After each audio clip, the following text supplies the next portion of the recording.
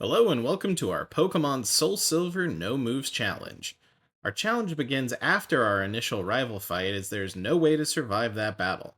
Since we're not able to use any moves at all, we have to rely on Pokemon abilities and stalling long enough to force the enemy to struggle. We build our starting team with Violet City's Onyx Trade, a Flame Body Slugma from Primo, our starter Cyndaquil, a Water Absorb Wooper, and two Geodude. Flame Body gives us a 30% chance to burn opponents who hit us with moves that make contact, which is usually most physical moves. After a few tackles, we get the burn to stick, and we switch our Geodude for defense until Pidgey goes down. Faulkner sends in his ace Pidgeotto, and we follow the same strategy with Slugma, but swap between Geodude and Onix for defense while keeping them healed. We stall out turns by throwing Pokeballs at his team as he continues to heal with Roost. We eventually wear him down, getting the win and earning our first gym badge.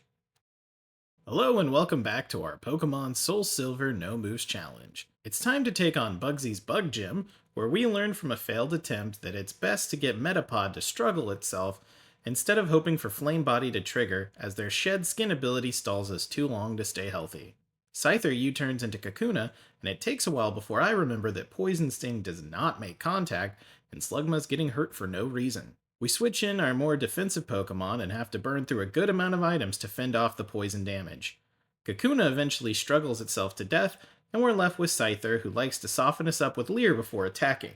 So I have to keep swapping between Slugma and Onix in order to bait out the attack. I misjudge the points I need to heal at, and Onix is low, while Slugma is knocked out with a crit. I swap in Wooper so I can get our only revive on Slugma, who finally triggers Flame Body. We have a little trouble staying alive, waiting for the burn to KO, but we eventually get it, the win, and our second badge. Hello and welcome back to our Pokemon Soul Silver No Moves Challenge. Today we're taking on the Azalea Town rival fight, and our rival Butts leads off with Ghastly. We send in Slugma hoping to trigger Flame Body from Lick and before getting cursed, but I completely forgot about Mean Look trapping us in the curse. So we waste a lot of time and healing items on ourselves before Ghastly eventually goes down and Butts sends in Croconaw. We swap in our Wooper, who has Water Absorb, and then begin swapping it and Slugma back and forth to trick the AI into physically attacking Slugma and harmlessly water gunning Wooper. This eventually works as Croconaw rages Slugma and gets immediately burned. We stall out the burn by sacrificing Wooper before ending it with Togetic. Zubat is out last, and thankfully Slugma's Flame Body triggers immediately. We swap in Onix to stall out the burn and earn our first win against Butts. Hello and welcome back to our Pokemon Soul Silver No Moves Challenge. Today we're taking on Whitney's famous normal gym, and we have been able to catch some new additions to the team. We now have a Nidorina and a Nidorino with Poison Point, which is the poisoning counterpart to Flame Body. We get the poison on Clefairy and stall out the KO with Onix's defenses. Whitney sends out her ace Miltank, who's a run-ender for a lot of challenge runs. We quickly get a burn on Miltank, but its held Lumberry heals the status and we have to hope for another. Slugma does its best to stay alive until a crit takes it out and we swap in Nidorina. We patiently stall until thankfully we get a poison point to trigger. Our plan now is to stall out the poison damage and hopefully avoid a full power rollout. So we begin swapping in Pokemon in order to trick the AI to bounce between using Attract and Stomp. Whitney uses a super potion which prolongs our suffering, but as long as she avoids using Milk Drink we should be okay. The roly-poly cow finally goes down and we get the win in our third badge. Hello and welcome back to our Pokemon Soul Silver No Moves Challenge. We're back for Rival 3 and we've got a new Ghastly strat, which is baiting Curse with Togetic, hopefully avoiding Mean Look, and then swapping out so it curses again. Croconaw is next, and we get the Poison Point kill, so Butts sends out Zubat next. We eventually get the burn triggered and swap to Onix to stall out the damage, and slowly get the KO. Butts sends out his last Pokemon, Magnemite, and we make another miscalculation. We send in Slugma because I thought I remembered it having Tackle, and I wanted to trigger Flame Body, but I was very wrong. Aside from having Thundershock to deal with, it has Sonic Boom, which does 20 fixed HP damage, and he has 20 PP. So we're gonna have to PP stall Magnemite into using Struggle. This costs us a ton of potions to stay healthy, but with Onix's ground typing, we at least remove the risk of Thundershock until it finally takes recoil damage, dies, and we get the win. Hello and welcome back to our Pokemon Soul Silver No Moves Challenge. We're back taking on Morty's Ghost Gym, and we're using our new Curse strat to take out Ghastly. Haunter is out next, and this one is far more dangerous with its Hypnosis Dream Eater combo. We get our first curse and switch again, hoping for a second. We caught all of our locally available normal type Pokemon for this fight, and now we have to keep switching them around, hoping for Hypnosis misses and using up what few Chesto berries we have. This back and forth keeps going for an annoying amount of time before Haunter finally curses again and takes itself out. Morty decides to send out his ace Gengar next, but this one is going to be far less annoying than Haunter. As long as we keep a normal type in, his Shadow Ball won't affect us, and since we're not attacking, Sucker Punch doesn't work. This just leaves Hypnosis and Mean Look, so all we have to do is stall for time before it wastes all its PP and begins to struggle. His last Haunter has the decency to curse us twice in a row, ending itself the battle and getting us the win. Hello and welcome back to our Pokemon Soul Silver No Moves Challenge. We're back taking on Suicune Obsessed Usine, and you may have noticed that we brought the other two legendary beasts to this fight, but why? Well, for one, using Entei and Raikou against the Suicune fanboy makes me laugh. But for real, we have no strat for Drowsy other than struggle stalling, and their pressure ability doubles PP usage, speeding up the process. It eventually works and we get to Electrode. Electrode is dangerous in its own way, as it only has one move that makes contact, and that's Rollout, which is super effective against our Flame Body team and doubles in power until it misses or after 5 turns. We avoided using our Poison Point team due to confusion and as we still have to deal with the Poison Immune Haunter. We eventually trigger the burn and Electrode goes down. This leaves us with the final Haunter who survives cursing twice due to odd health, but we get the burn, KO, and the win. Hello and welcome back to our Pokemon Soul Silver No Moves Challenge. Today we're facing Chuck's fighting gym, and you might be thinking to yourself, Self? Doesn't Chuck only have 2 Pokemon? How hard can that be? Well, it would be a lot easier if I remembered to stock up on healing items beforehand, I can tell you that much. After taking a ton of damage and KOs, we finally land a burn on Primeape. It's now time to play the stalling game, which would be a lot easier if I also hadn't come into this battle underleveled.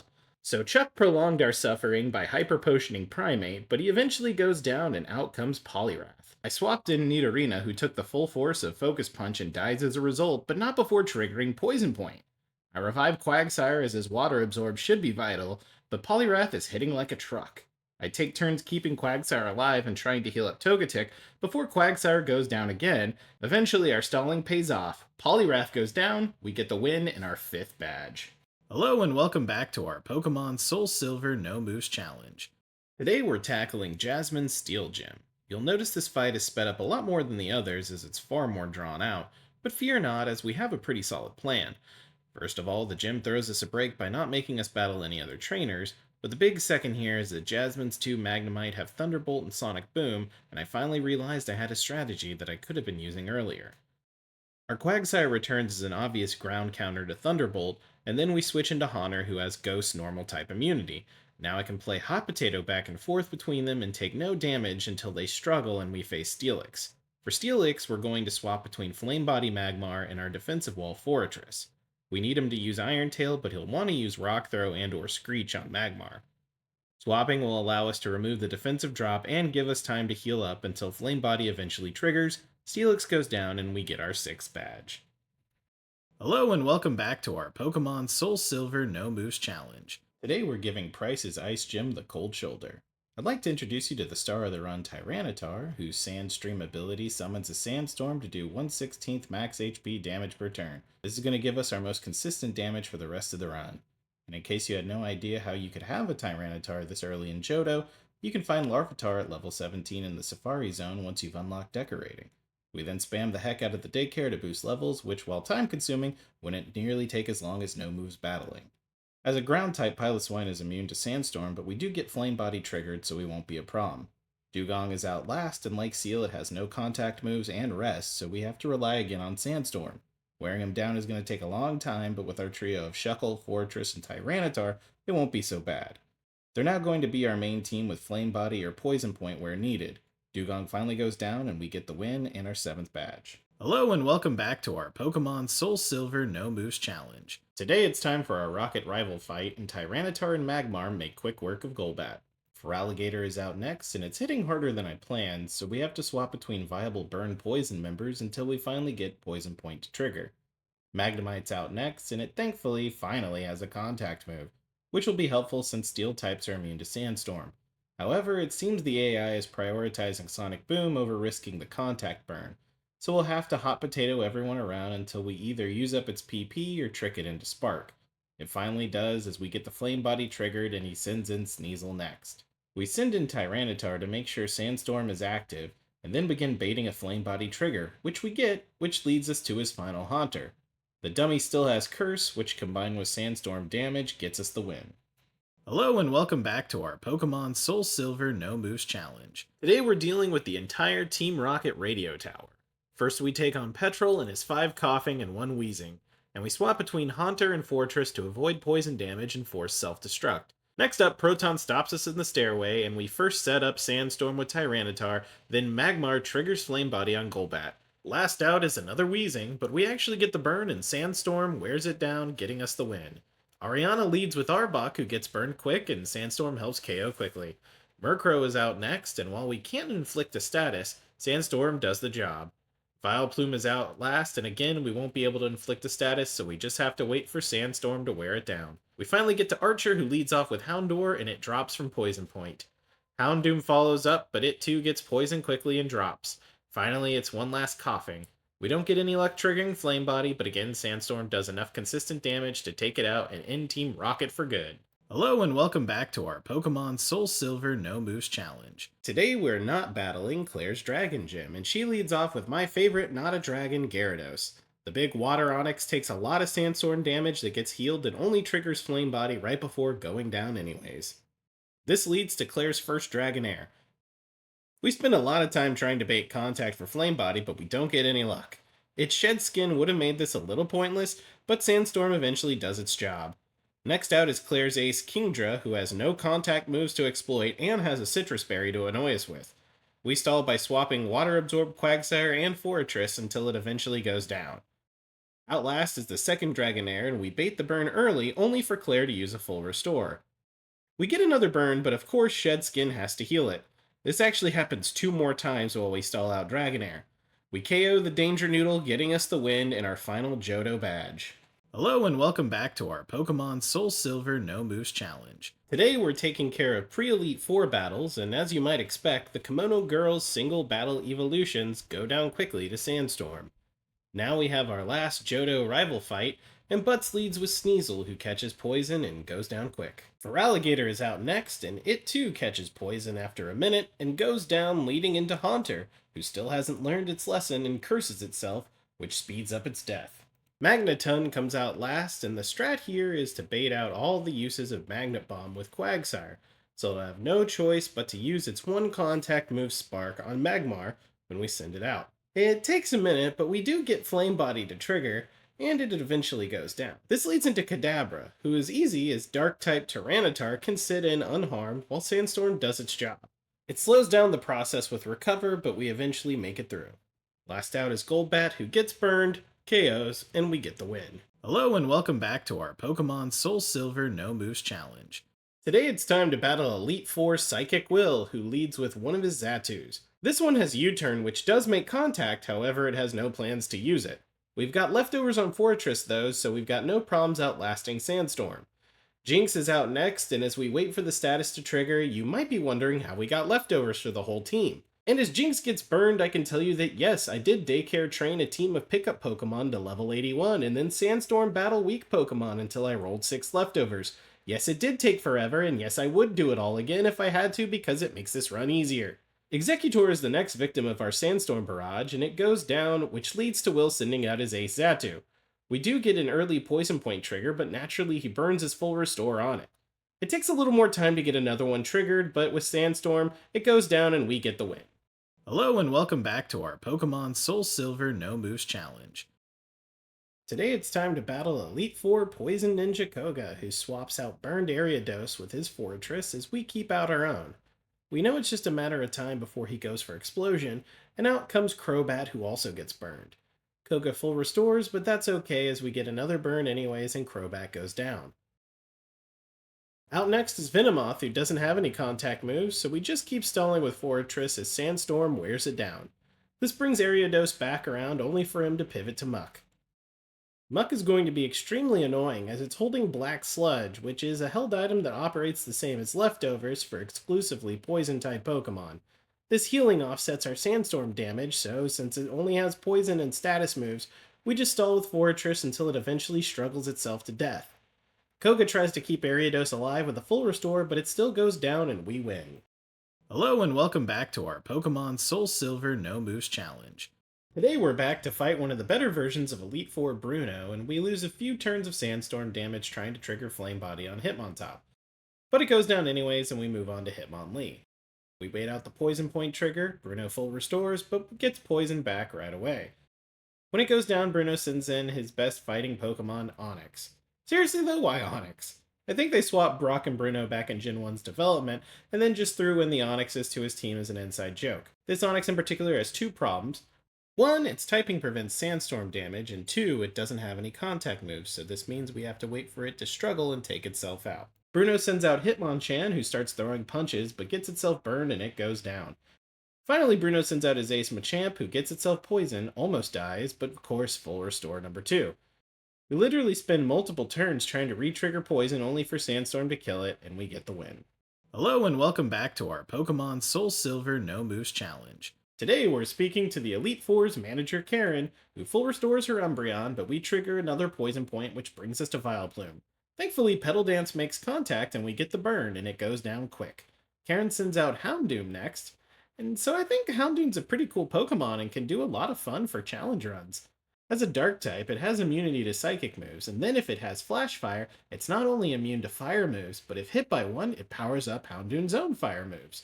Pair that with Nasty Plot for major boosts in special attack, good stats, and moves, and you got yourself a pretty formidable Pokemon. We're on to Murkrow now, who gets burned pretty quickly and goes down fast. Aaron sends out Gengar last, and while we wait for Burn to trigger and the inevitable full restore, I've always kind of wondered if NPCs in Universe handled trading for evolution like we do, or how neat it would be to see an NPC have obedience issues. Gengar finally goes down, and we get ourselves the win. Hello and welcome back to our Pokemon Soul Silver No Moves Challenge. Today we're taking on Dragon Champion Lance Bass, and his Water Onix goes down relatively fast.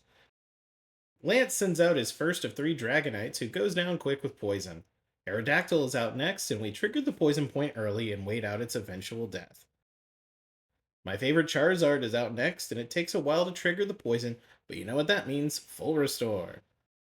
Now that it's healed, we do our best to wait out another poison, only for that not to happen at all, and Sandstorm does all the work for us. Out next is Dragonite 2 Electric Boogaloo, and it gets poisoned early, but Lance uses yet another full restore, but our patience with Sandstorm eventually pays out and Dragonite goes down. Dragonite Revenge of the Sith comes out and gets itself poisoned, so Lance uses its 4th and final full restore, and now we have to wait out Sandstorm damage one last time to get the win. We've technically won the challenge and credits roll, but we aren't truly done until we beat Kanto and Challenge Red. Hello and welcome back to our Pokemon Soul Silver No Moves Challenge. Today we face one of the least threatening Gen 1 gym leaders, Thunderbolt Surge, whose Raichu goes down after some hard work. Electrode's out next, and I'm not sure if this is the one with self-destruct. Oh, it's the one with self-destruct, so I guess it's time for Magneton. This is his only Pokemon we can't Sandstorm, so we just have to wear it down for struggle.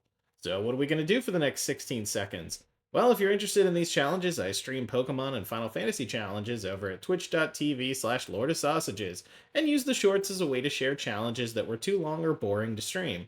I might like torturing myself, but you may not. With Magneton down, Surge sends out Electabuzz, who gets poisoned, healed, and poisoned again quickly. Which leads us to the final Electrode. This one only has Shockwave as an attack, so no burn or poison, so we're safe with our ground types. We have to slowly take it out with Sandstorm. It naturally stalled with healing, but we get our 9th badge. Hello and welcome back to our Pokemon Soul Silver No Moves Challenge. Today we're taking on Sabrina the Teenage Psychic Gym Leader, and we almost knock out Espeon, but a full restore wastes our time as we swap between Tyranitar and Togetic to avoid Psychic and Ghost moves respectively. It eventually goes down, and next is Mr. Mime. So Sabrina in Soul Silver is kind of a good news, bad news situation. The bad news is none of Sabrina's team has contact moves, so we have to outlast with Sandstorm. But the good news is that for the first time since Sabrina's introduction, no one on her team has recovered, so at least we can save time there. However, like you may have noticed, and we'll see again in a second, Sabrina does have a full restore for each of her team members, which really just wastes my time. This isn't enough to stop us as we still knock out Alakazam, get the win, and our 10th badge. Hello and welcome back to our Pokemon Soul Silver No Moves Challenge. Today we're heading to the pool to fight Water Gym Leader Misty, and it's time for a round of bad news, worse news. So, bad news is none of Misty's team have viable contact moves, so Sandstorm is the name of the game.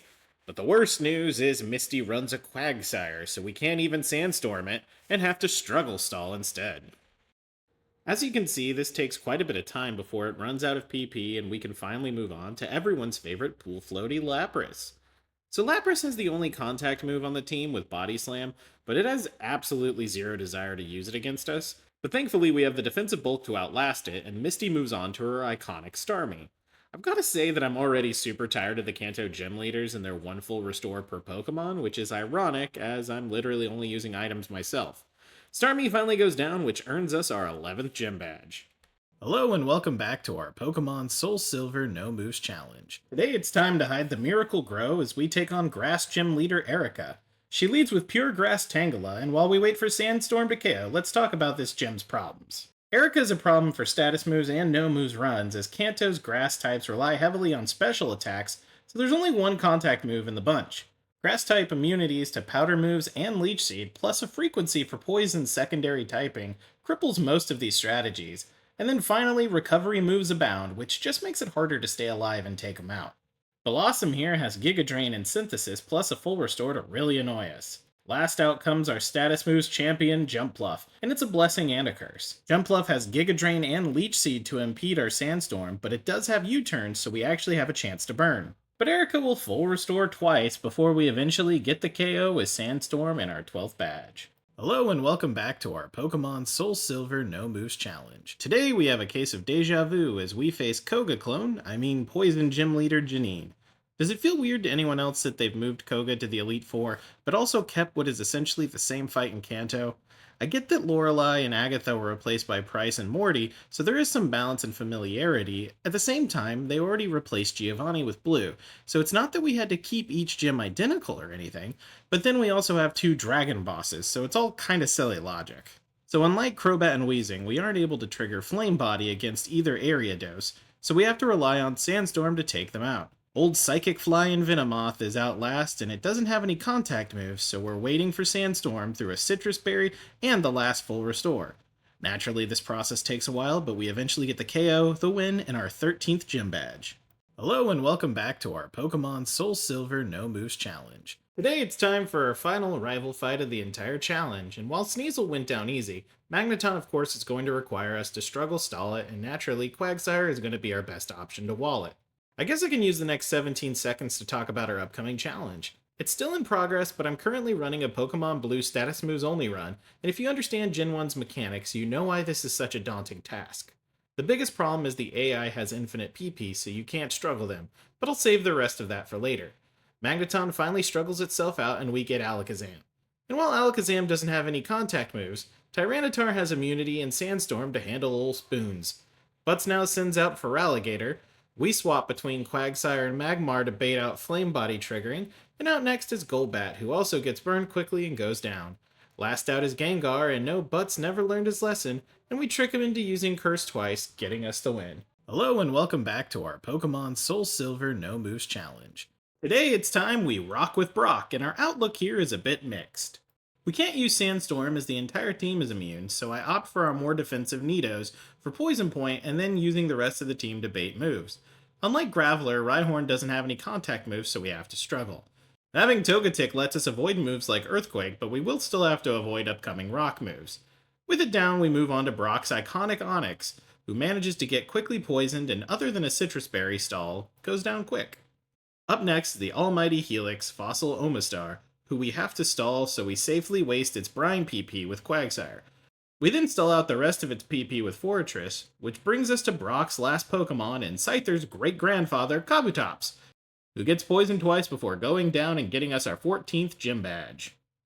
Hello and welcome back to our Pokemon Soul Silver No Moves Challenge. Things are heating up today as we take on Fire Gym Leader Blaine, and in almost nod to the beginnings of our challenge, he leads with Macargo. I wish he had some sort of smart strategy here, but no sandstorm and no contact moves makes Homer something something. Go crazy? Don't mind if I do! And yes, I had nothing better to add to this script than a very old Simpsons Treehouse of Horror reference. The deja vu continues as Blaine sends out Magmar, whose only contact move is Thunder Punch, so it'll never make contact with our ground type Nidos. We use Houndoom's Flash Fire to try and waste Overheat's PP, and I miscount and send in Fortress only to get obliterated. Magmar goes down and Blaine sends out his final member Rapidash, who has 3 contact moves, so naturally it never triggers Poison Point even one time. So we just have to be patient and outlast a full restore, allow Sandstorm to KO, which gets us our win and our 15th badge.